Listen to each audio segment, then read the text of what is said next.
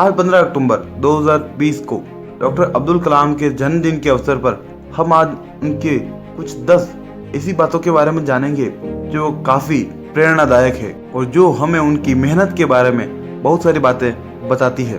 तो चलिए आज इस वीडियो में हम डॉक्टर एपीजे अब्दुल कलाम के 10 ऐसी बातों के बारे में जानेंगे जो हमें प्रेरणा देगी और साथ ही उनकी मेहनत के बारे में भी बताएगी। डॉक्टर एपीजे अब्दुल कलाम का जन्म 15 अक्टूबर 1931 को हुआ था। वे एक बेहद ही गरीब परिवार से थे। उनके पिता के पास परिवार चलाने के लिए मात्र एक नाव थी और उसी नाव से उनके पिताजी पूरे परिवार को चलाते थे।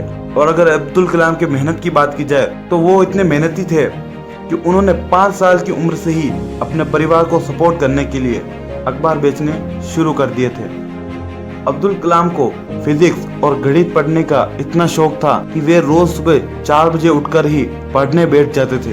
वैसे अगर मैं आपको बता दूं कि शुरुआत में एपीजे अब्दुल कलाम एक पायलट बनना चाहते थे, इसीलिए उन्होंने इंडियन एयरफोर्स को ज्वाइन करने का फैसला किया और एक बार वे इसके बहुत ही करीब पहुंच गए थे। इंडियन एयरफोर्स की सिलेक्शन लिस्ट में वे 90वें स्थान पर थे, लेकिन उस वक्त इंडियन एयरफोर्स में सिर्फ 8 लोगों के लिए ही पद खाली थे, इसलिए वे सिर्फ 1 नंबर से चूक गए और वे इंडियन एयरफोर्स में नहीं जा सके। लेकिन उसी के कारण वे बाद में जाके इतने बड़े वैज्ञानिक बने और इसके बाद वे 1969 में इसरो में चले गए थे, जो भारत की एक स्पेस एजेंसी है। इसरो में जाने के बाद उन्हें सैटेलाइट लॉन्च व्हीकल का प्रोजेक्ट डायरेक्टर बना दिया गया था। प्रोजेक्ट सफल रहा और भारत ने पृथ्वी की कक्षा में रोहिणी उपग्रह भेजने में सफलता प्राप्त की और ऐसे ही बहुत सारे मिशनों को अंजाम देने के बाद एपीजे अब्दुल कलाम को मिसाइल मैन के नाम से भी जाना जाने लगा। और इसका मेन कारण यह भी था कि उन्होंने अग्नि और पृथ्वी जैसी पावरफुल मिसाइल्स का इन्वेंशन किया था। डॉक्टर एपीजे अब्दुल कलाम के जीवन से प्रेरित होकर ही एक फिल्म भी बनी थी जिसका नाम है आई एम कलाम।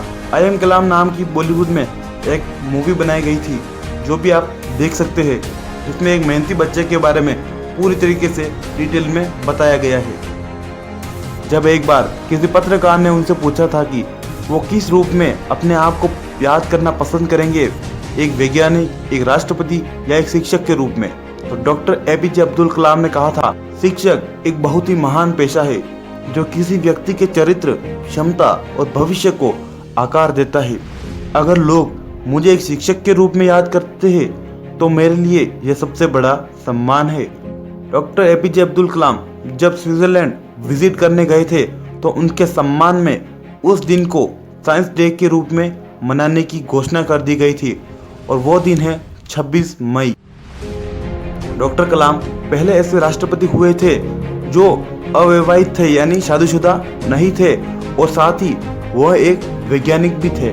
और इससे पहले कोई भी ऐसा राष्ट्रपति नहीं बना जो कुंवारा हो और साथ में साइंटिस्ट भी हो।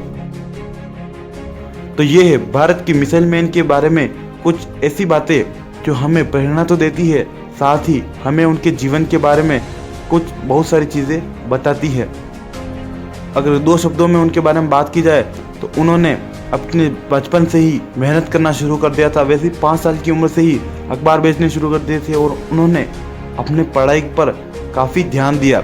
वे इंडियन एयरफोर्स में भी जाना चाहते थे, लेकिन वहाँ पर वे सिर्फ एक स्थान से चूक गए और उन्हें इंडियन एयरफोर्स में जाने का मौका नहीं मिल पाया।